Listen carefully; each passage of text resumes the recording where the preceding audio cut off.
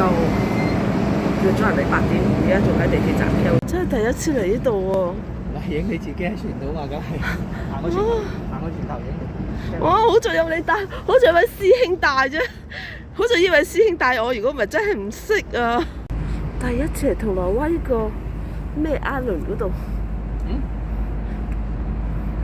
哇！今日好好天啊！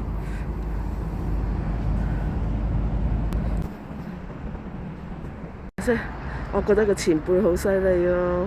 佢帶我上嚟呢個海啊！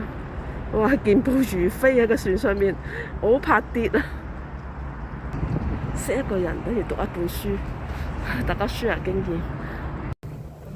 第一次睇到咁大隻帆咯！